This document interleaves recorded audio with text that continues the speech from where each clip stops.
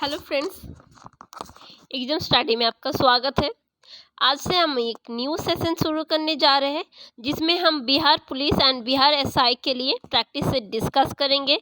इसमें जीके की important question रहेंगे और जिन्हें हम विश्लेषण के साथ व्याख्या करेंगे। ठीक है, तो चलिए देख लेते हैं आज का हमारा सेशन। उसके पहले आपसे रिक्वेस्ट है, अगर आप अभी भी हमारे चैनल को सब्सक्राइब नहीं किए हैं तो आप चैनल को सब्सक्राइब कर लीजिए, बेल आइकन को दबा लीजिए फॉर रेगुलर अपडेट। आपको अगर कोई भी वीडियो देखना होगा तो आप प्लेलिस्ट से जाके डायरेक्ट देख सकते हैं। ठीक है, आज से हम हर रोज़ इवनिंग में एक क्लास अपलोड करूंगी जो कि जीके से रिलेटेड रहेगा विथ एमसीक्यू और टोटल एक्सप्लेनेशन रहेगा, ताकि इससे रिलेटेड आपको कोई भी सवाल पूछा जाए तो आप इसे अटेम्प्ट कर पाए। तो चलिए शुरू करते हैं आज का सेशन। आज का फर्स्ट क्वेश्चन है हमारा, किस वर्ष कांग्रेस और मुस्लिम लीग ने ऐतिहासिक लखनऊ समझौता पर हस्ताक्षर किया? Option A 1915, option B 1917, option C 1916 and option D 1906। Okay, तो यहाँ पे हमारा करेक्ट ऑप्शन क्या हो जाएगा? लखनऊ समझौता कब हुआ था? ऑप्शन सी करेक्ट हो जाएगा, 1916 में हुआ था। लखनऊ समझौता भारत की स्वतंत्रता संग्राम के दौरान हिंदू और मुस्लिम एकता के लिए एक महत्वपूर्ण समझौता माना जाता है और ये दिसंबर में हुआ था, 1916 में लखनऊ में हुआ था। ठीक है, और लखनऊ समझौता भारतीय राष्ट्रीय कांग्रेस और मुस्लिम लीग के बीच हुआ था। ठीक है, चलिए देख लेते हैं नेक्स्ट क्वेश्चन। जालियानवाला हत्याकांड किस जगह के लिए? जालियानवाला हत्याकांड जो हुआ था उसकी जांच पड़ताल के लिए निम्नलिखित में से कौन सा आयोग का गठन किया गया था? Option A Simon committee, option B Hunter committee, option C Hilton Young committee and option D Butler committee. तो यहाँ पे हमारा करेक्ट ऑप्शन हो जाएगा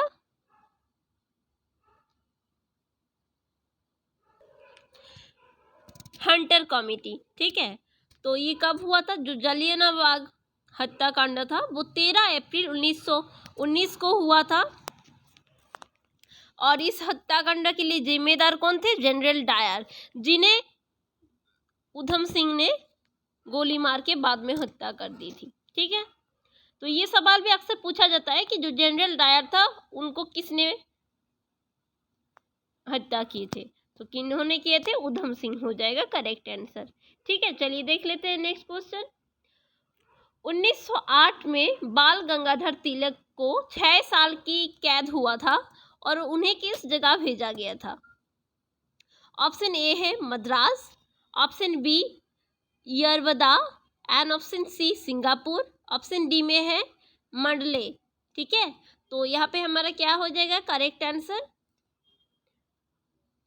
तो जो बाल गंगाधर तिलक, जिन्हें हम लोकमान्य तिलक के नाम से भी जानते हैं, उन्होंने अपनी मराठा अखबार केसरी को अंग्रेजों के खिलाफ कोई लेख प्रकाशित किए थे जिसकी तहत उन्हें कैद कर दिया गया था और 3 जुलाई 1908 में उनको राजद्रोह के अपराध में गिरफ्तार कर लिया गया था और उन्हें ऑप्शन डी यहाँ पे करेक्ट आंसर हो जाएगा बर्मा की मंडली में भेज दिया गया था।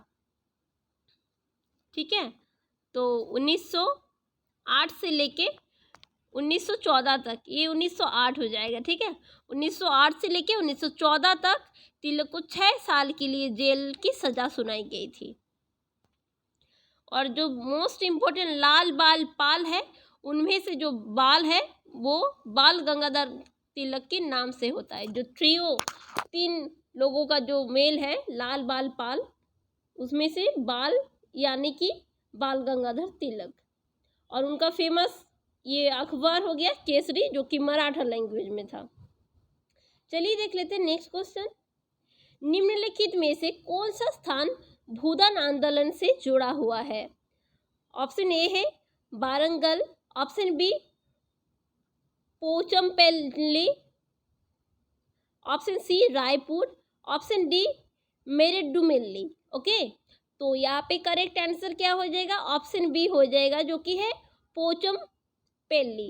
और ये जगह कहाँ पे है? ये जो पोचमपल्ली है ये तेलंगाना की एक जगह थी। ठीक है, डिटेल्स में देख लेते हैं। पोचमपल्ली गांव जो अभी तेलंगाना में है वो भूदान आंदोलन के साथ जुड़ा हुआ है। पोचमपल्ली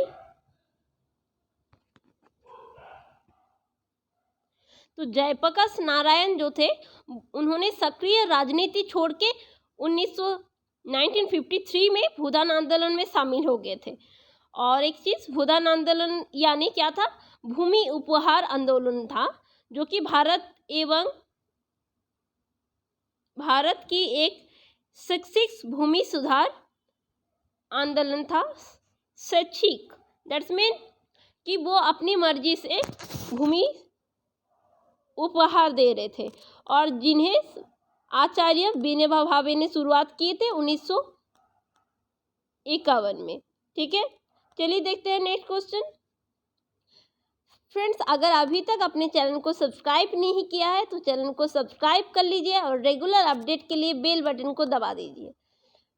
फिफ्थ क्वेश्चन है, भारत में किस वाइसरॉय की हत्या की गई थी इनमें से? तो ऑप्शन ए में है हमारा लॉर्ड हार्डिंग, ऑप्शन बी है Lord Northbrook, option C Lord Mayo, option D है लॉर्ड मिंटो। तो यहाँ पे फ्रेंड्स हमारा करेक्ट आंसर ऑप्शन सी हो जाएगा, जो कि थे लॉर्ड मेयो। तो लॉर्ड मेयो जो थे उन्होंने वाइसरॉय के रूप में कार्य किए थे और उन्होंने वित्तीय विकेंद्रीकरण प्रस्तुत किया था। 3 इंपॉर्टेंट चीज़ उनकी टाइम हुआ था। वित्तीय विकेंद्रीकरण प्रस्तुत किए थे उन्होंने। सबसे पहले उन्होंने भारतीय सांख्यिकी सर्वेक्षण का आयोजन किया था और कृषि और वाणिज्य विभाग की स्थापना की थी उन्होंने। ठीक है, चलिए देख लेते हैं नेक्स्ट क्वेश्चन। राष्ट्रीय स्वयंसेवक संघ की स्थापना किस वर्ष में हुई थी? ठीक है, एक इम्पॉर्टेंट ऑर्गेनाइजेशन है। 1922 में, 1923, 1925 या 1926 को हुआ था राष्ट्रीय स्वयंसेवक संघ की स्थापना। तो जो राष्ट्रीय स्वयंसेवक संघ था इसका स्थापना हुआ था, ऑप्शन सी करेक्ट हो जाएगा, 1925 की 27 सितंबर को हुआ था और ये नागपुर में स्थित था। इसका स्थापना डॉक्टर केशव बलिराम हेडगरे बारे ने किए थे और यह हिंदुत्व की विचारधारा पर पाया गया था। और ये मोहन मधुकर भागवत राष्ट्रीय स्वयंसेवक संघ की वर्तमान सरसंघचालक प्रमुख है। ठीक है, देख लेते हैं नेक्स्ट क्वेश्चन। निम्नलिखित बुद्धिजीवियों में से किसने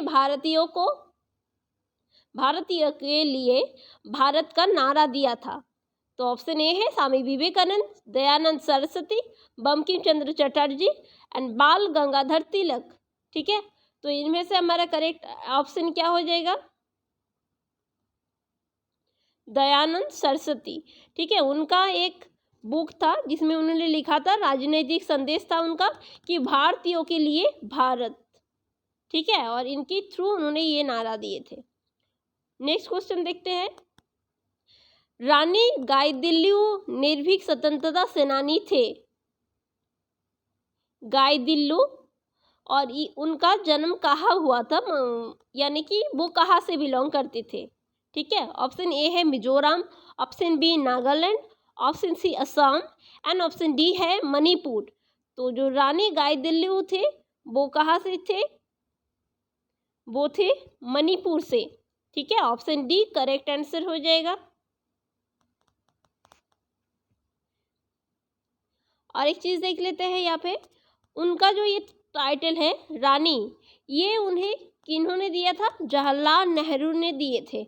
और किस लिए दिए थे? क्योंकि वो 13 वर्ष की उम्र से स्वतंत्र संग्राम में शामिल हुई थी।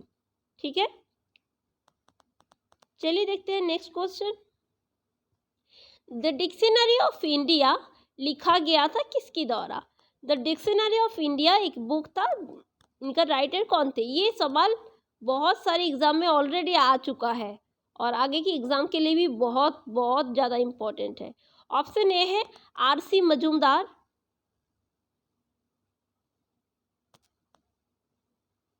ठीक है, आर.सी. मजूमदार। ऑप्शन बी है Jawaharlal Nehru, option C MK Gandhi and option D है सरोजिनी नायडू। ठीक है, तो यहाँ पे हमारा करेक्ट आंसर क्या हो जाएगा? करेक्ट आंसर हमारा हो जाएगा ऑप्शन बी, जो कि है जवाहरलाल नेहरू। ठीक है, और ये उन्होंने कब लिखा था? उन्होंने जब अहमदनगर किले में अपना कारावास के दौरान उन्होंने लिखा था 1942 में। ठीक है, और ये पुस्तक भारत की समृद्ध सांस्कृतिक विरासत, उसके इतिहास और उसके दर्शन के लिए ये सम्मानित किया गया है। 1946 में ये पहली बार ये पुस्तक प्रकाशित हुए थे। ठीक है, चलिए देख लेते हैं नेक्स्ट क्वेश्चन। अगर सेशन आपको अच्छा लग रहा है तो इसे एक थम्स अप जरूर कीजिए। संयुक्त राष्ट्र महासभा की पहला महिला अध्यक्ष कौन थी? ऑप्शन ए है Vijaya Lakshmi Pandit, option B Sarojini Naidu, option C Jayalalithaa and option D Kiran Bedi. तो संयुक्त राष्ट्र महासभा की पहली महिला अध्यक्ष विजय लक्ष्मी पंडित थी। ठीक है, देख लेते हैं नेक्स्ट क्वेश्चन। किस घटना ने 1922 में गांधी जी को असहयोग आंदोलन को रोकने के लिए मजबूर किया था? ऑप्शन ए है भारत छोड़ो, ऑप्शन बी जलियांवाला हत्याकांड, ऑप्शन सी रौलट अधिनियम, ऑप्शन बी चौरी चौरा घटना।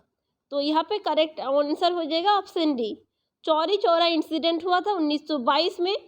तो गांधी जी जो थे वो अपना जो असहयोग आंदोलन थे उनको वो अहिंसा की पथ में ले जाना चाहते थे, बट इसमें क्या हुआ था, एक स्थानीय पुलिस स्टेशन थे तो जहाँ पे क्या हुआ था, दंगाइयों ने, जो जातीयतावादी लीडर्स थे, उन्होंने वहाँ पे लड़ाई हुआ था उनके बीच और उसमें 20 पुलिस इंस्पेक्टर और 3 लोकल लोग मारा गए थे। तो इसी वजह से गांधी जी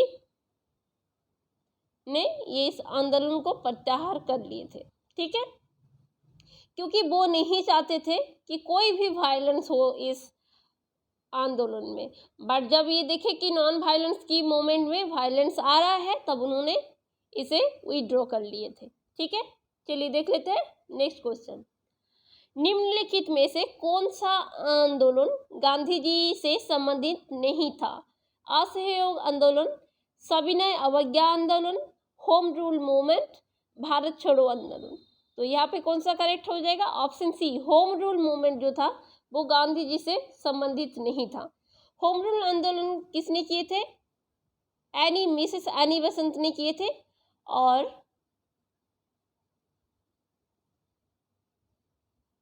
एनी बेसेंट कौन थे? वो एक ब्रिटिश समाजवादी थियोसॉफिस्ट, महिला अधिकार कार्यकर्ता, लेखक और शिक्षाविद थे और एक परोपकारी समाजकर्मी थी। ठीक है, चलिए देख लेते हैं नेक्स्ट क्वेश्चन। बहिष्कृत हितकारिणी सभा निम्नलिखित नेताओं में से किससे संबंधित थे? ऑप्शन ए है Mahatma Gandhi, option B doctor BR Ambedkar, option C Tej Bahadur Sapru और ऑप्शन डी है CR दास। ठीक है, तो यहाँ पे हमारा करेक्ट आंसर क्या हो जाएगा? तो जो BR अम्बेडकर थे, डॉक्टर BR अम्बेडकर बहिष्कृत हितकारिणी सभा से संबंधित थे। अब ये क्या था? ये 1923 में एक सभा इन्होंने स्थापन की थी जो कि शिक्षा और संस्कृति के दलितों के बीच फैलाने के लिए, उनका आर्थिक स्थिति सुधारने के लिए और उनकी समस्याओं के संबंधित मामला को उठाने के लिए उचित मंच पर ध्यान केंद्रित करने के लिए ये सभा बनाया गया था। ठीक है, नेक्स्ट देख लेते हैं। एज ऑफ कॉन्सेंट अधिनियम किस वर्ष में पारित किया गया था? ऑप्शन ए है 1856, ऑप्शन बी 1891, ऑप्शन सी 1881 और ऑप्शन डी है 1905। ठीक है, तो इसमें से करेक्ट ऑप्शन हो जाएगा 1891 में किया गया था। ठीक है, चलिए देखते हैं नेक्स्ट क्वेश्चन। किस युद्ध की शुरुआत बेसिन की संधि से हुई थी? ऑप्शन ए है दूसरा इंग्लो मराठा युद्ध, पहला इंग्लो मराठा युद्ध, पहला इंग्लो पंजाब युद्ध एंड तीसरा आंगन ऑफिस युद्ध। ठीक है, अफ्रीक था ये। ठीक है, एंग्लो अफ्रीक युद्ध। तो ये करेक्ट आंसर ऑप्शन ए हो जाएगा, जो कि था दूसरा इंग्लो मराठा युद्ध में हुआ था बेसिन की संधि, और ये कब हुआ था? 1803 में। ठीक है, तो ये थे आज के टॉप 15 क्वेश्चन। आई होप कि आपको ये सेशन अच्छा लगा है। अगर अच्छा लगा है तो एक थम्स अप जरूर देते जाना। अपनी दोस्तों तक इस चैनल को शेयर कीजिए, और अभी तक अगर सब्सक्राइब नहीं किए हैं तो चैनल को सब्सक्राइब कर लीजिए और बेल आइकन को दबा दीजिए। Thank you, thanks for watching the video.